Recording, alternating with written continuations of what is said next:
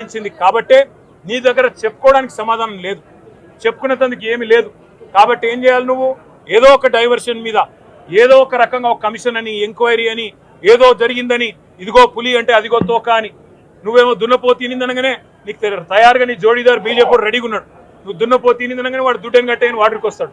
మీ ఇద్దరి దొంగ భాగవతం, మీ ఇద్దరి దొంగ నాటకాలు తెలంగాణ ప్రజలకు అర్థమైనాయి.